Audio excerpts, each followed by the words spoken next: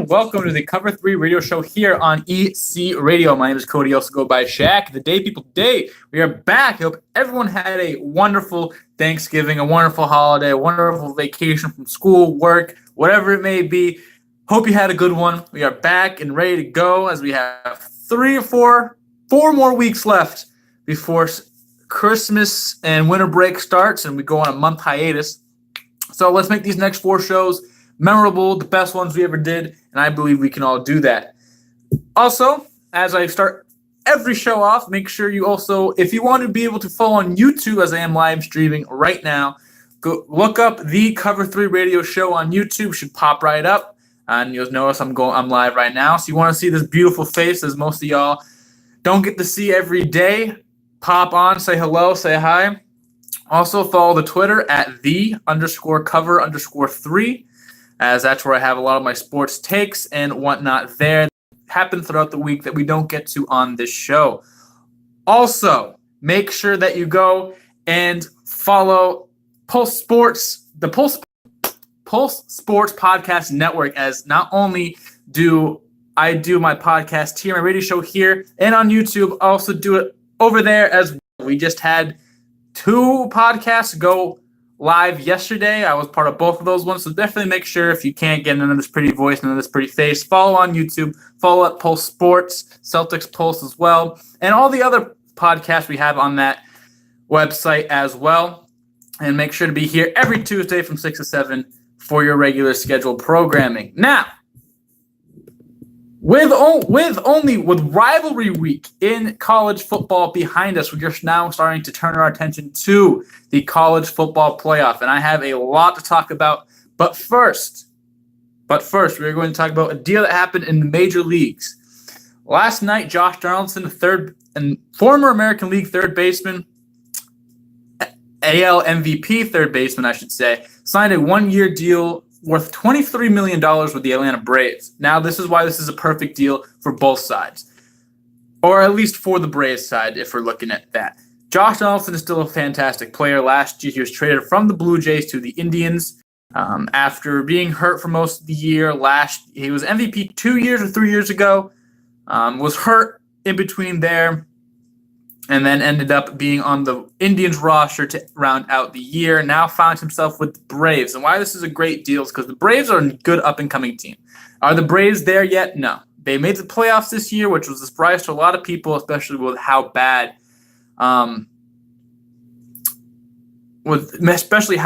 Washington was. No one really expected that to happen. Atlanta and Philadelphia both propelled themselves into that next level of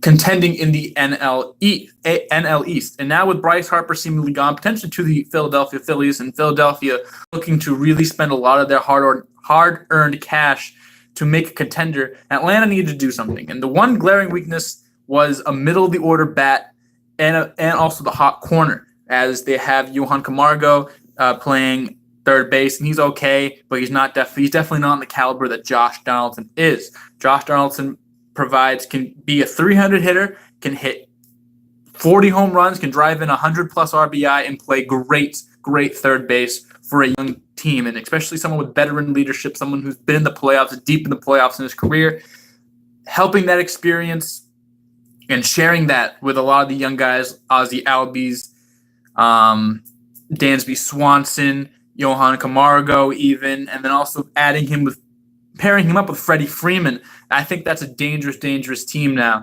especially with what Philadelphia is expecting, has been reporting to go after both Machado and Harper, even Patrick Corbin, who was in Philadelphia today even. So Philadelphia is definitely ready to go back to the 2010-2008 Philadelphia Phillies that we were used to seeing when I first got into really Major League Baseball, where they were really the top dog in the National League. Roy Halladay, Roy Oswalt, Ryan Howard, Jimmy Rollins, Chase Utley, players like that, Shane Victorino, Jason Worth, Carlos Ruiz, and so on and so on. And now they're in that position to get the Bryce Harpers, the Machados, the Corbins, potentially Dallas Keuchel as well. Even Craig Kimbrell has been mentioned as well. And Philadelphia is really going balls to the wall this year. And here comes Atlanta getting one of the better players in free agency on a one-year deal. And why the one-year deal is so important is because they have a player by the name of Austin Riley, who plays third base, who is one of the better prospects in all major leagues. So 1 year of Donaldson, you get productive, you get great production, great defensive production, offensive production, a great player to go along with that young core you have. A good starting rotation that is very, very young. If it doesn't work out, it's only 1 year. Take him to the wayside. If it does work out, potentially sign him for a longer-term deal.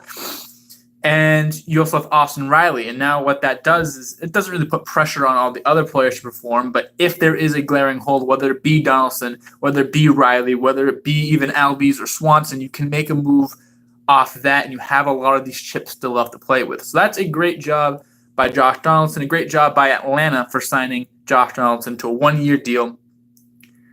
It just makes sense, and it's perfect. And as soon as I saw it, I got the notification for it, and I tweeted out about it. I thought it was a perfect move. I love the move. Might be at the end of the day, might be one of my favorite free agent signings of terms of player to team that I will love all winter long.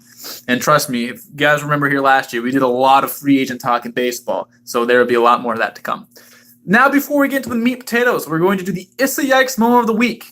And the Issa Yikes moment of the week goes to University of Michigan. They got absolutely whomped by Ohio State, basically killing their playoff hopes. And here's why. Michigan was ranked number 4 in the country, went into the the horseshoe. In Ohio State ranked number 10. They really haven't been looking the same this year, and they hung up 66 points on Michigan. One of the best ranked defenses in the league, absolutely murdered the boys in blue. And sorry, Tom Brady, but your team got absolutely stomped. And now that eliminates them from the Big Ten game, is really going to hurt their resume coming into this playoff, as being a Big Ten champion would have almost guaranteed Ohio State and won the Big Ten. They were guaranteed to be in the college football playoff. And now I think of the situations that I have, which we're going to be doing later, majority of the show. I think I have them in one scenario making in the college football playoff. And a lot needs to happen as I adjust my camera. There we go. So Michigan, you really dropped the ball there. Shea Patterson, he got banged up, I believe, in the game, but it was close, and then it wasn't close. And Ohio State just took the ball and kept running. And I think they're still running actually right now. Ohio State is still scoring points on Michigan. That's how bad that game is. Basically killed your title hopes. Now having 3 losses. I believe 3 losses now. No, just 2, because of Notre Dame beginning of the season and Ohio State. And both are probably playoff teams, but you did not lose at the right time. And that was a big yikes. It's a yikes. That's the Issa Yikes moment of the week. Now, here are the teams where I believe are still in the hunt and can potentially get in. There are 6 yes, and there are 4 or 5 more question mark teams. We're going to go over them and their resume. Teams still in the hunt are Alabama, who are undefeated, wins over number 22 Texas A&M by over 20, a win number 7 LSU by 30, and a win against number 18 Mississippi State. Now, these teams weren't ranked where they were right now, but at the end of the season, this is who they beat, and this is basically, at the end of the season, you see who they beat and really who those teams were when they beat them. At the time, LSU was the number 3 team. When they beat them, they're number 7 right now, so that's how we're going to do these rankings. Clemson also went undefeated, one of 3 undefeated teams, or 4 undefeated teams, but 3 undefeated teams right now ranked in the BCS. Win over 22 Texas A&M, a lot closer than the win Alabama got. Bama won by over 20. Clemson won by 2, I believe. That was a very exciting game. Prayers up to Colton Chumbley. They also beat number 20 Syracuse, and they beat a BC team that was ranked for the majority of the year and has played pretty good. Notre Dame, and I've been, very, what's the word I'm looking for? Very hesitant to say that Notre Dame is the team this year. And looking at their schedule this year and they really did play like it, and I'm sort of eating my words now. They went undefeated. They beat Michigan to open up the season. They beat number 24 Pitt, beat number 19 Northwestern, beat number 20 Syracuse. They had a really thrilling game against USC. A close game versus Pitt, close game versus Northwestern. but they ended up coming out with those wins. Now Georgia's right now sitting number 4, I believe, and actually after the radio show, the BCS is going to have their ranking show, so we'll see who the top 4 is, which I'll tweet about, and also sort of reiterate my scenarios. But Georgia has win over number 11 Florida by 20, a win over 15 Kentucky by 17, and a loss to number 7 LSU by around 20. So an ugly loss, but LSU is still number 7 team, and they did beat handedly those other 2 ranked teams and really destroyed everyone else they played all year. Oklahoma now is number 5, the one team on the outside. They beat number 25 Michigan State, beat West Virginia by 3, which was a very thrilling game. I'm glad I caught the end of that one because that was an absolute shootout. I love that game. That game was great. Kyler Murray and Will Grier went off. But they did lose number 14 Texas, and whenever people say Texas is back, they did only lose by 3, but I do not believe Texas was ranked when they beat them, or they were ranked low 20 when they beat them. And that really hurt Oklahoma, and they've been climbing back up to number 5 now ever since. Ohio State beat number 12 Pitt by 1, beat number 4 Michigan by like 5,000, which we just mentioned. But they have a very, very, very loss, probably the ugliest loss of all the teams I have right here listed down by 30. I think the final score was 29-50 or something like that. They lost by 29. I think it was 49-20. So they lost by basically 30 to Purdue, who went 6-6 on the year, and Purdue hasn't been good in a while, and that really, really is going to hurt Ohio State when all said and done. They're sitting around number 6 right now. Some other teams, basically because of conference champions and stuff like that, which does go into effect during the selection show process, you have teams like UCF, Washington State, Michigan, Texas, and Washington. Now, of those 5 teams, the only 2 I think have a legit shot, and they would both have to be miracles, but do have a shot, would be Texas and would be Michigan. UCF, they beat number 24 Pitt. They went undefeated, but Mackenzie Milton had a very, very, very gruesome leg injury. He was the quarterback last year. Quarterback this year is one of the most talented players in college football. And even being undefeated, and if chaos doesn't ensue, I don't believe they get in just because Mackenzie Milton's not there. They don't have their star player. That would not. If Mackenzie Milton was there and a lot of chaos ensued, and especially with last year being undefeated and being out, and then beating a good Auburn team, beating the brakes off a good Auburn team, and sort of getting disrespected because they play in, I think, the American Conference, American Athletic Conference, the AAC. They did not get in, and this was the year. If they went undefeated, they were co-champions or 2017 national championships, well tied, because they went undefeated and weren't really getting the respect, quote unquote, that they deserved. But with Mackenzie Milton out, I think now all hope is washed out for UCF. They'll get a good bowl game, especially if they win their conference title, Memphis, I believe, but it will be a wash. Speaking of wash, Washington State. See what I did there? They have good wins against Oregon, who was a fringe top 25 team. I believe they were top 25 when they did play them. They beat them pretty good. I was watching that game. Go Ducks. They did beat number 17 Utah. They did lose to USC only by 3, and they played Notre Dame very, very well. Also, so that really sort of helps USC status, which in the end makes that loss a little bit not as good. But they did lose to Washington in the Apple Cup. They only put up 15 points, and this team has been regularly putting up 40-plus, 50-plus a year. Gardner Minshew has been a Heisman candidate, throwing yards everywhere, touchdowns everywhere, but has not gotten anything, did not do anything in that Apple Cup.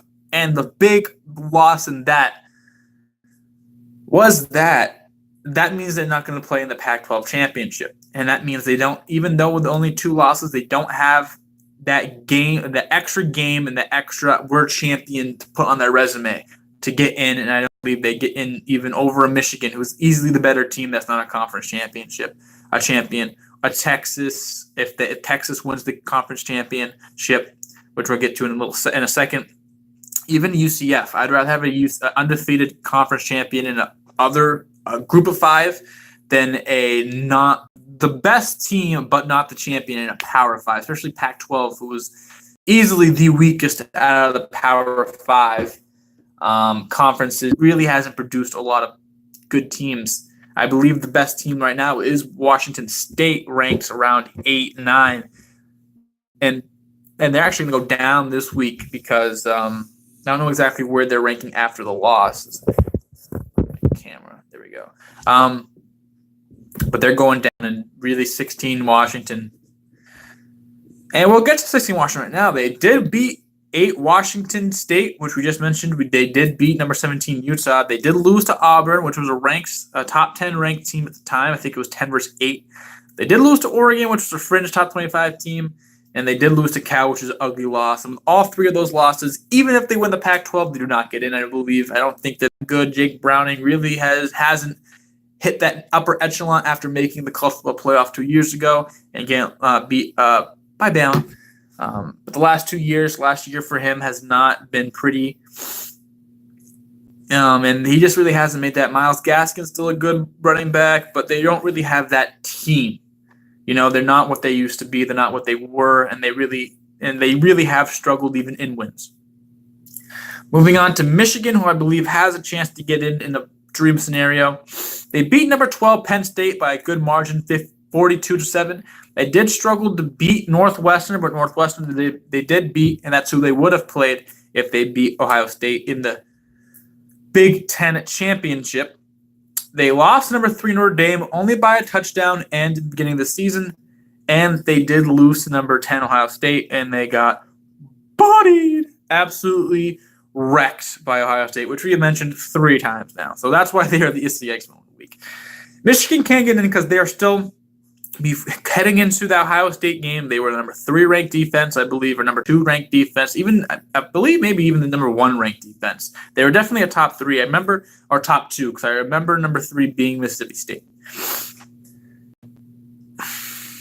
But without that conference championship to help them out with those 2 losses, even though there were losses to 2 pretty good teams, definitely 2 top 5 teams in terms of talent, or top 10 teams in terms of rankings, they did get mollywopped.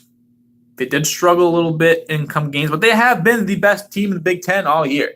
They really have. And I believe that if Armageddon happens and a lot of teams lose, then they get in. But they do not get in right now if everyone wins, because they don't have that 10 championship game to go along with a win over Ohio State would have been huge. In Ohio State, too, that would have been huge. They have the players for it. They have the talent for it. Jim Harbaugh's a good coach, great coach, but they're not getting in this year unless absolute chaos happens. And my last team that might be able to get in is Texas. They have a win against USC, which was a blowout, and they did play Washington State and Notre Dame well, so that's also another instance of boosting up USC's schedule, or sort of resume, which in turn boosts up Texas' resume because they beat a good team or a decent team.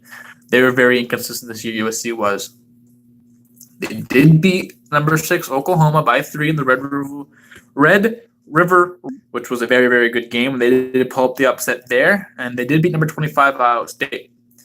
They did lose to Oklahoma State. They did lose to Maryland. They did lose to number 13 West Virginia, even though they are a 3-loss team. And I don't think it would be really, really, really hard to put a 3-loss team in this year's college football playoff, especially with how good a lot of these teams are. If they do beat Oklahoma and do get the Big 12 championship and a lot of other chaos ensues, you could pole vault them from 14 into the college football playoff just because of it's Texas. You want Texas in there. That would bring up the ratings. They have the resume. They have enough wins on the resume to justify the losses. And I could see the committee pulling a fast one there and putting UT, shouts out my Uncle Kerry, into the college football playoff. Now, that being said, let's go over some scenarios. And no matter what happens, barring nuclear warfare, no matter what happens, Notre Dame and Bama will be in this year's college football playoff, and here's why. Notre Dame's season is done for right now. They're undefeated, independent school. They do not have a conference championship game, and they are Notre Dame. You are 11-0. You've beat 4 ranked teams and a good USC team, basically 5 very, very quality wins, and they've played other teams that are pretty good. or at least good enough to be considered decent compared to all these other schools, they're not going anywhere. They're Notre Dame. They might not be the 1 or 2 seed if a lot of stuff happens, but they are definitely in there, and I think most of the time they're the 3 seed, or I don't think they go under the 3 seed where they are right now. It's Notre Dame. They've come out every week, played very, very well, beat some very, very good teams, been defeated all season. You don't take them out of the college playoff. The second one is Alabama. Even if they lose the SEC and they lose to Georgia this weekend, which they shouldn't because I'd be very upset. But even if they do, they only have 1 loss. That would be their first loss of the season to the number 4 team in the country and potentially the best team in the country talent-wise. If you're looking just talent, Georgia could be the best team in the country. They would still be one of the 4 best teams. All other opponents beat by 20, which has only been done one other time, by Yale in 1888. If I'm doing math correctly, 20 plus 100, almost 100, I think 130 years. It's been done twice. By Yale, by this year's Alabama team. And how good Alabama's been, this might be the best Bama team we have ever seen. And they have had some pretty good ones. It's definitely the best team I've seen, mostly because of Tua Tagovailoa being absolute monster. # in Tua we trust. So even if they do lose the SEC and a lot of other, if everyone wins out and they lose, Georgia will get in and so will Alabama, especially with Michigan getting dropped. If Michigan won the Big Ten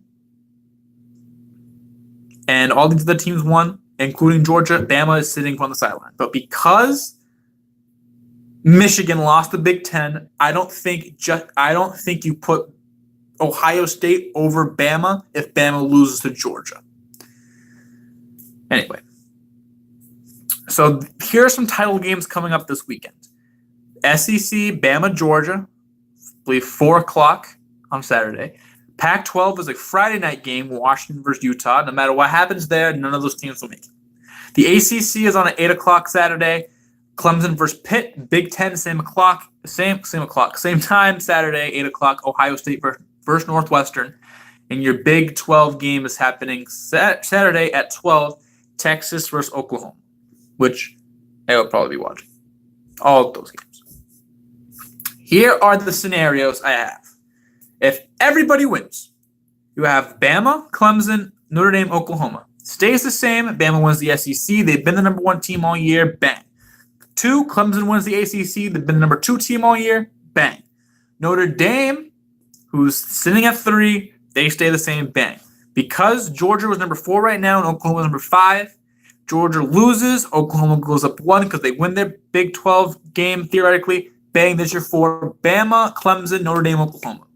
Now, this, I believe, will be the most entertaining, potentially, of all these games, because here's why. I think of the only quarterback I believe that can come in and beat Alabama is Kyler Murray from Oklahoma. Kyler Murray is Tua Tagovailoa just on steroids. Just faster with less arm strength. I think Tua is still the better. Tua is the better pro quarterback. I think for college and how colleges run, you want that dual threat that is Kyler Murray. He's probably the fastest player on his team playing quarterback. It has put up a bunch of numbers, and I think they're the only team that can beat Bama because they're the only one that can keep up offensively. I think Notre Dame, I think Clemson, I think Georgia could struggle offensively against such a good defensive team that is Bama. And then if they do put up the points, Bama's offense is just so spectacular. They would definitely beat a Notre Dame defense. I believe they could beat a Georgia defense. We'll see this Saturday. And I think they can beat that Clemson defense. I think it has to be a shootout if you want to beat this Bama team because you're not going to keep Bama off the boards, points-wise. With that being said, Oklahoma has that dual threat quarterback, and all the losses that Bama has had, you have to have that quarterback. And that quarterback has to play a great game. Jared Stidham last year, that quarterback played the great game. You have Deshaun Watson, the championship game. Deshaun Watson, one of the best college quarterbacks you'll ever see, is going off in the pros right now. You have to have that quarterback. Cam Newton. What's his face? that Auburn quarterback who was a dual threat. The dual threat quarterbacks really do hurt Bama because it's so hard. That team doesn't really do well with those mobile quarterbacks, especially in an SEC that has a lot of just pocket passing quarterbacks. I forgot what that. I think number 4 Davis, I think his name was. He was a quarterback. He ended up becoming a cornerback in the NFL.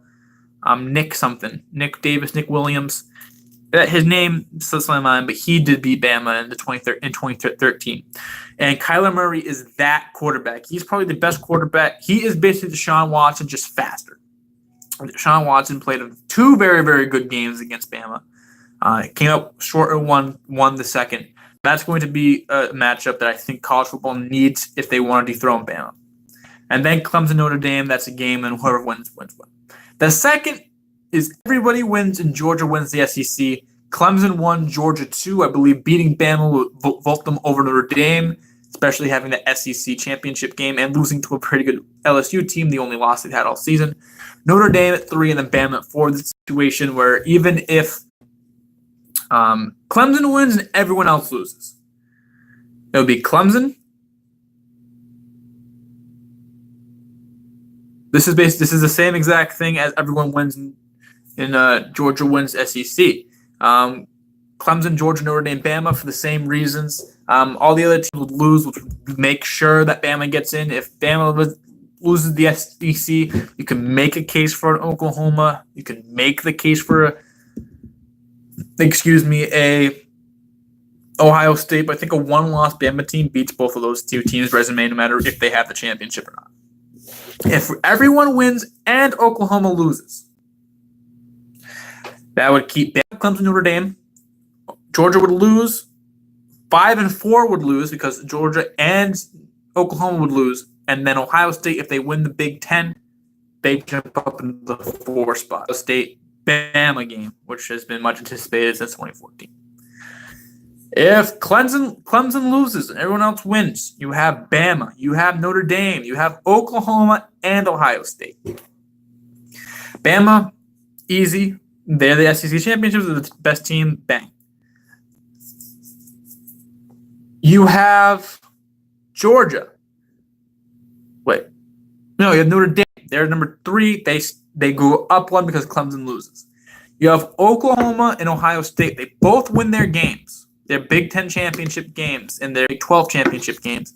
You pole vault them, I believe, over Clemson. Even though Clemson has been a superior team to both teams, so the better team than those 2 teams, I think that what's the word I'm looking for?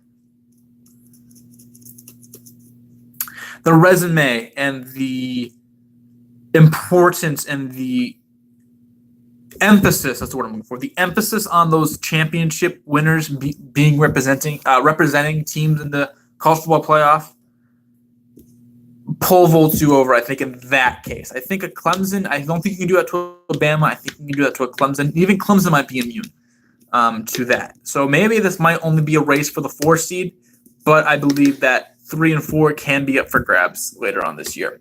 If everyone loses, all of the expected teams, the higher ranked team loses, you have Georgia. If they win the SEC in this case and they get pulled number 1, they beat Georgia, Clemson loses, Notre Dame stays the same, goes up to 2 because Clemson loses. Bama still there at 3 because all the teams that did not win the championship game and all the teams that did win the championship game. All the lower seeds move up a little bit, all the bigger seeds move down a little bit. And I think Bama goes from 1 to 3 and sits right there in the 3rd seed. They play Notre Dame. And then at 4, be a toss-up team Clemson and Texas. Now here's why I believe that. Like I mentioned, if Oklahoma and Ohio State win and they have those Big 12 and Big 10 championships to put on their resume, they beat a Clemson. But if both of them lose and you have all 3 of those teams that do not have a championship, a conference championship, then you put Clemson in because they're the better of those 3 teams. They proved it all season, and most likely it would have been a close game, Pittsburgh versus Clemson. Pittsburgh doesn't vault up. Northwestern doesn't vault up, but Texas might. And here's why. Because it's Texas. They beat Oklahoma twice. Oklahoma has proved to be one of the better teams, one of the best teams in the country. Obviously, they're sitting at number 5 right now.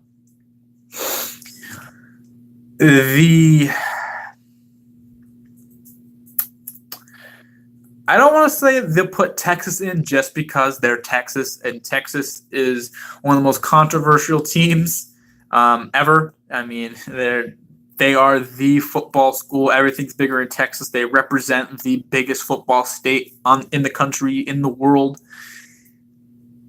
But do you put them over Clemson? Personally, I'm going Clemson here, and here's why.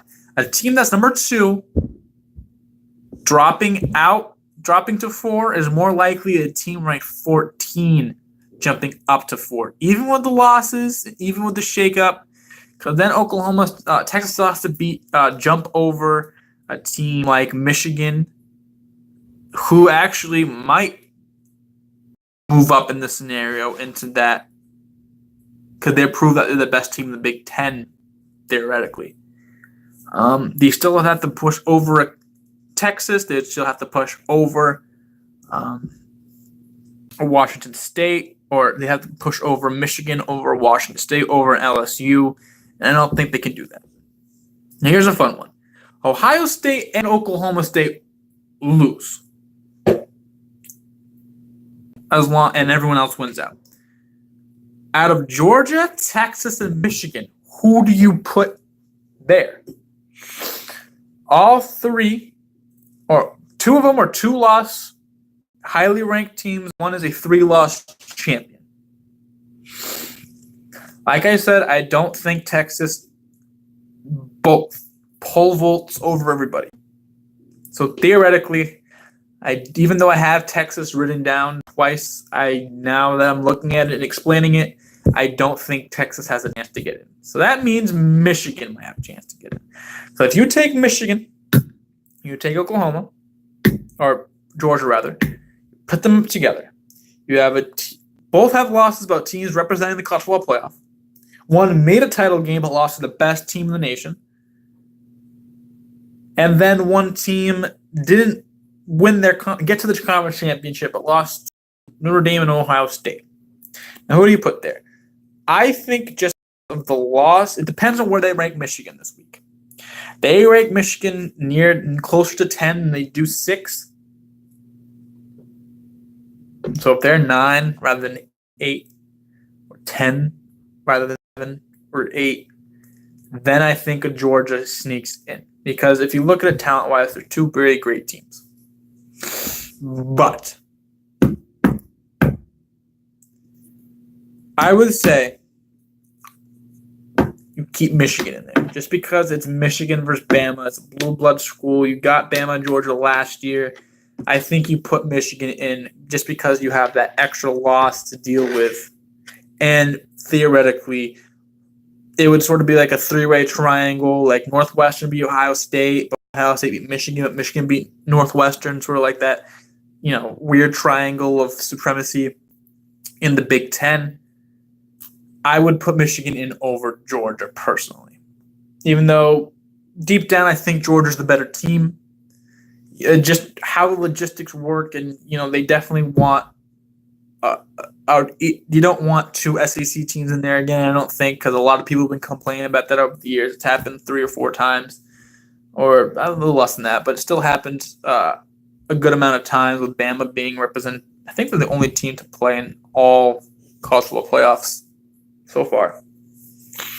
That's where I would go with that. Now, the last scenario I put down is everyone loses, Oklahoma wins. Georgia wins the SEC, they get bumped number 1. Notre Dame plays number 2. Oklahoma jumps up to number 3. They're a conference champion. They jump over Ohio State, who now isn't in contention. Michigan also out. Texas out. Washington State out. And the Bama sneaks into 4. Just because, like I mentioned, Bama is going to be in all these scenarios because they are clearly the best team in the country. And even though they would lose the SEC championship game, especially if everyone else lost, Ohio State, you don't put Northwestern in there. You do that. So that's where I have the college. That's where I have the college football playoffs looking. What is the most likely scenario? The most likely scenario is everyone wins. So we'll be getting Bama, Clemson, Notre Dame, Oklahoma. I would not be surprised, or rather, I would not be surprised if everyone wins and Georgia wins the SEC. That could be something to note.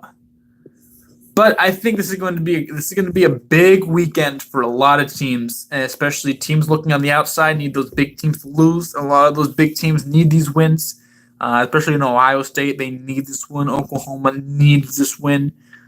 Georgia needs this win. Clemson and Bama, I think, are the only two that can sort of get away with losing and still getting in. I'm going to adjust the mic here. That's, I think, as clear cut as it's going to get. There really isn't much to it. I think that is really the way the cookie crumbles. So now we're going to look. To be honest, I thought the show was going to be a little bit longer, but we are going to keep it going for the remaining 25 minutes. We're going to do some NBA scouting again. NBA mock draft. And I remember, I think 2 weeks ago, I think the last show, I did do, where is it? Here it is. I did do, what was the word I was looking for? Stop. This draft preview. But now I'm going to take a couple prospects that I think I have a good pro comparison for. You ready? First, we have Zion Williamson. And Zion is extremely hard to sort of compare. Their comparison is Charles Barkley and Blake Griffin. And I can see that totally. My comparison is a more athletic, stronger Josh Smith. And now what really separates Josh Smith from anything else? He was an extremely good defender. He was a good low post. A lot of his offense came athletically. He's a great rebounder. And the one thing about Zion is his jump shot's okay. He's a very actually good playmaker for what he is, not what he is, but like what I'm looking for. What he's demonstrated, for what I believed he was, rather. That's the word I'm looking for. What I believed he was, he's a better playmaker than that, which Cavaliers. I personally want to pick him one, but he's still going to be an absolute stud. I think Josh Smith comparison, they're both extremely athletic. They're both extremely, they have so much defensive potential, rebounding potential. Josh Smith was an all-NBA defender, was undersized, but great getting rebounds, great protecting the rim. I think that's what Zion can be in the next level with how strong and how athletic he is. The jump shot needs work for Zion still. Hopefully he doesn't get into that Josh Smith Smith ideology and that Josh Smith way of thinking. He's just going to jack up threes because he can shoot a three rather than he is a good three-point shooter. You know what I mean? So that's where I have a person for Zion Williamson. For RJ Barrett, NBADraft.net gives us Michael Redd. And now these aren't like super like what they could be. I think he's going to be a better player than Michael Redd was. But I can see it. Michael Redd was a very crafty offensive player. And the one thing about RJ is he can really do it all. He can score from outside, score from mid-range, score from inside. He has good defensive potential. He is definitely the best player in this class. As far as Michael Redd, I like it. I do like the comparison. I wish I sort of planned this being a little bit. I wish college football came a little longer. I would have had a more precise, way of thinking it for myself. But really, Michael Redd is a good comparison. I think he's going to be better than Michael Redd, yes. But just in terms of offensive production, yes, I can see where they're getting that from, and I do like that because Michael Redd was a sharpshooter. Great. He only made one All-Star game, which I think our friend RJ is going to make a little bit more than that. But yeah, I believe that's a pretty good comparison. The next player I want to look at is Cameron Reddish, and they say Rudy Gay is his comparison. Yeah, I can see that. I think he's a better shooter than Rudy Gay is, so I'm trying to think of a player. I don't want to say Paul Pierce. I think he has the potential to be a Paul Pierce type player, 6'7", 215. Passing's pretty good for what he is. He does need to get a more consistent jump shot, and he really needs to give more energy. Who am I trying to compare him to? A mix between Rudy Gay and Paul Pierce. So like that mid level. Maybe like a peak Rudy Gay, a better jump shot. I can see that he can get to the rack, he can guard positions, he can do a bunch of stuff. So I like that comparison for Cam Reddish. Next guy we're looking at here is Bol Bol.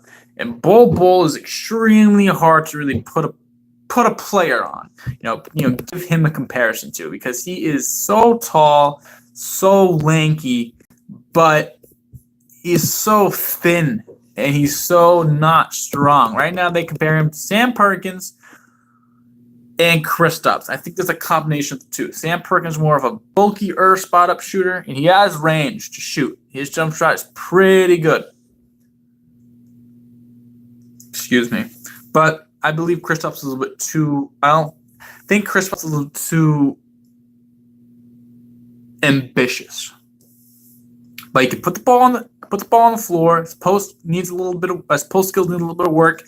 Rebounding is sort of gets him just because he's 7'2", 235. He can't, like I said, he can't put the ball on the floor and move around. Get to his spots. His jump shot, he's been hitting shots from 30 plus this season already, but he just isn't strong. He's going to get bullied in the NBA, I believe, and that really is what is not mind-boggling, but hard for these NBA scouts to really determine, because yes, he's good, but he has a big bust potential, but he also has a really high ceiling. So where do you really put him in that category right now? He says he has to go at 10 to Brooklyn.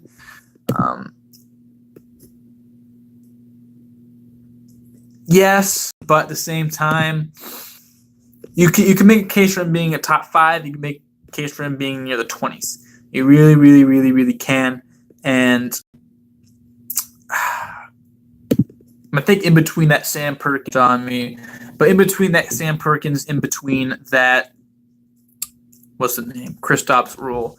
The last guy, actually, we're going to wrap up a little bit shorter, but the last guy I want to touch on is Romeo Langford. Romeo Langford is a shooting guard, a combo guard, really, for the University of Indiana. And I think he has potential to be a Bradley Beal type player. He can score from anywhere on the court, can do a whole bunch anywhere on the court, can do a whole bunch of things, a whole lot of things. A good shooter from all three phases. I think they're like one of the best offensive players right out the block. All three levels, pretty good. Excuse me. At that, really good at that. Just needs to work more on the playmaking. Defense, he's not really going to be that great of a defender. But that Evan Fournier, Bradley Beal type mold, where it could be Bradley Beal, it could be Evan Fournier. But either way, I think you can get a really good player. I really do like Romeo. I believe they play Duke tonight, which I'm really excited for that game. I really want to watch that. But anyway, those are a few of our predictions. And now, we're going to wrap it up here. But before we do, you know how we always like to give up a little sports trivia. And here we go. I think I know which one we're going for. In 1870, the New York Times dubs baseball the national game of the United States. There you go. There you go. Other notable things, Gordie Howe becomes the first NHLer to score 1,000 points. And I think that is going to wrap it up. A lot of Iron Bowls will play today. So there you go. Full tide. So anyway, thank you guys for coming back and listening to the radio show today. We're going to do, like we mentioned, every Tuesday, 6 to 7. Right here on EC Radio. Also follow the Twitter at @the_cover_3. That's THE_COVER_3, the number 3. Also make sure to follow us along at pulsesports.com. and the Pulse Sports Network. A lot of different podcasts there, Celtics-based. You have sports-based, those are two I'm a part of, but also a couple other podcasts from a lot of different creators as well. It's a whole network there, a whole bunch of podcasts. There's something for everybody. We have some wrestling podcasts, the Deep South podcast, which does a lot of New Orleans and Southern sports-related stuff. We also have some fantasy football, fantasy basketball, everything you could ever want. There, we're there. I'm part of it, so definitely come along and listen there as well. Without further ado, I hope you guys have a good rest of your week. I will see you later. Have fun, everybody.